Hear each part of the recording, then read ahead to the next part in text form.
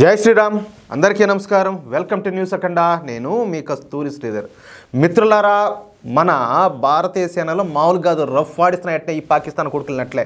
మొన్నే కదా మీకు చెప్పిన ఏమని ల్యాండ్ మైన్ పెట్టినారో వచ్చే రాగానే కొడుకులు పీస్ అయినారని చెప్పేసా. మళ్ళీ ఇప్పుడు మన భారత్ మరియు పాకిస్తాన్ సరిహద్దుల్లో ఒక ఎన్కౌంటర్ జరిగింది. న్యూస్ మాత్రం సూపర్గా ఉన్నది, చూడండి. ఖచ్చితంగా మీరు ఎంజాయ్ చేస్తారు, ఓకేనా? ఫిబ్రవరి 5వ తారీఖు.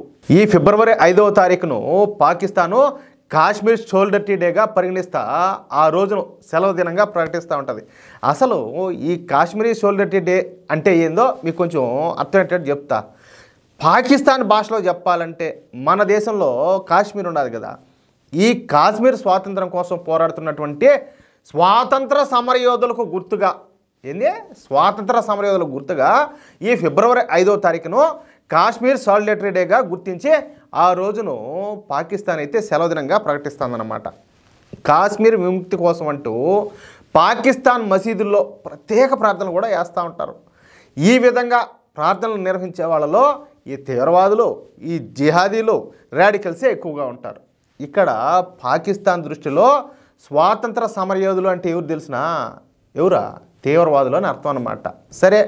సరే ఈ కాశ్మీర్ సాలిడేటరీ డేను ఈసారి ఘనంగా నిర్వహించుకోవాలని చెప్పేసి పాకిస్తాన్ అయితే భావించింది. సహజంగా మనం ఏదైనా ఉత్సవాలను ఘనంగా జరుపుకోవాలంటే ఏం చేస్తాము?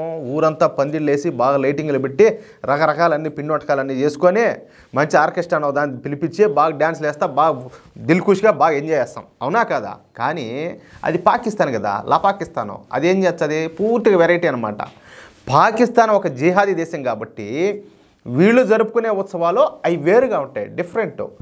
ఈ పాకిస్తాన్లో ఉన్నటువంటి ఈ మత పిశాచాలు మన దేశంలో బాంబు పేలుళ్ళు జరిపి ఆ కాశ్మీర్ సోల్డర్టీ డేను ఘనంగా నిర్వహించుకోవాలని చెప్పేసి భావించారు. చూడండి, వీళ్ళని అయ్యో అంటే పురుగులు పడతాయి. ఇప్పటికీ వీళ్ళ పట్టుకొని ఊలాడేవాళ్ళు, వీళ్ళ మోసేవాళ్ళు ఇంకా ఉండారు మన దేశంలో. పాకిస్తాన్ ఏమన్నంటే అమ్మ వీళ్ళు అసలే ఒప్పుకోరు, ఈ కొడకలకి ఏడేం పని అడిగి పోకుండా. మరి సరే, ఇకపోతే ఈ ఆలోచనతో బాగా ట్రైనింగ్ తీసుకున్నటువంటి 7 మంది తీవ్రవాదులను మొన్న ఫిబ్రవరి 5వ తారీఖున భారత్లోకి పంపించి భారత్లోని ఆర్మీ పోస్ట్ పైన దాడి చేసి మన సైనికులను హతమార్చాలని చెప్పేసి ఈ పాకిస్తాన్ అయితే ప్లాన్ వేసిందియా. అంటే వీళ్ళు అన్నదినాలంటే మన రక్తం తడవాలి దానికి, అంతేనా కాదా? అంతే కదా. అయితే ఈ విషయాన్ని భారత ఏజెన్సీలు ముందుగానే పసిగట్టేసినాయి. ఫిబ్రవరి 5వ తారీఖున పాకిస్తాను ఏదో ఒక పని చేస్తుందని చెప్పేసి మన మిలిటరీ ఇంటెలిజెన్స్ అయితే కనిపెట్టేసింది. ఇక ఆ సమయం అయితే రానే వచ్చింది. ఇక ఫిబ్రవరి 5వ తారీఖున 7 మంది తీవ్రవాదులను సరిహద్దులు దాటించడానికి పాకిస్తాన్ బ్యాట్ కమాండోలు సిద్ధమైనారియా. జమ్మూ కాశ్మీర్లోని పూంచ్ జిల్లాలోని కృష్ణాఘాటి సెక్టార్ వద్ద ఉన్నటువంటి ఆర్మీ పోస్ట్ పైన దాడి చేయాలనేదే వాళ్ళ ఉద్దేశం.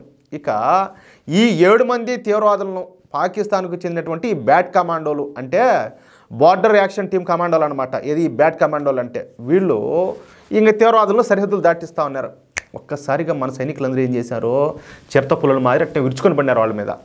ఒక్కసారిగా ఈ అంబుష్ అటాక్ చేశారు. అంబుష్ అటాక్ అంటే మామూలుగా మాటేసుకొని దెబ్బ కొడతారు చూడు, అది అంబుష్ అటాక్ చేశారు. దీంతో అటు పాకిస్తాన్ ఈ బ్యాట్ కమాండోలు, ఇటు ఈ పాకిస్తాన్ తీవ్రవాదులు అట్టే ఒక్కసారిగా ఏం జరుగుతుందో వాళ్ళు అర్థం కాదు, అట్టే బెత్తరపోయినారు. అట్టే అప్పటి వరకు ఈ తీవ్రవాదుల కోసం పొదల చాటం దాక్కుని ఉన్నటువంటి మన సైనికులు ఒక్కసారిగా మెరుపు దాడి చేయడంతో ఇక తీవ్రవాదులకు తప్పించుకునే అవకాశమే లేకుండా పోయింది.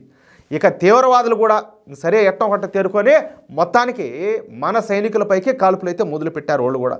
ఈ తీవ్రవాదులకు సపోర్టుగా పాకిస్తాన్ బ్యాట్ సైనికులు కూడా మన సైనికులపైన కాల్పులు ప్రారంభించారు.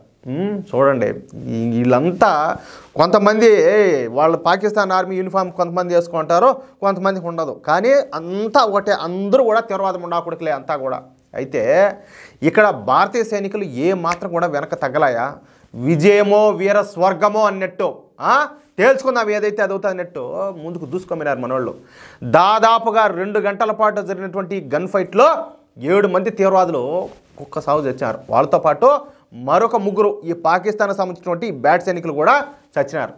ఇక మన సైనికులు కాల్పుల దెబ్బకు మరొక 20 మంది ఈ పాకిస్తాన్ కమాండోలందరూ కూడా ప్రాణాలు అరిచేతిలో పెట్టుకొని బతుకు జీవుడు అంట ఇది ఉండాలి కదా పాకిస్తాన్ ఆక్రమిత కాశ్మీరా, దాంట్లో పడి పారిపోయినారు.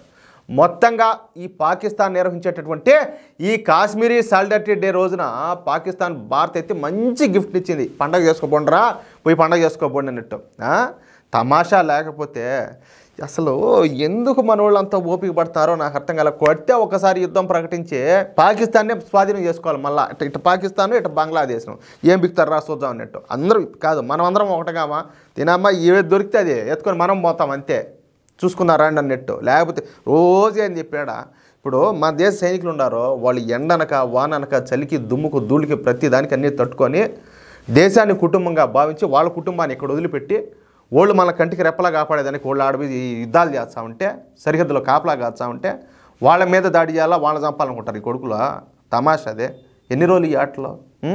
ఖచ్చితంగా మార్పు వస్తుంది.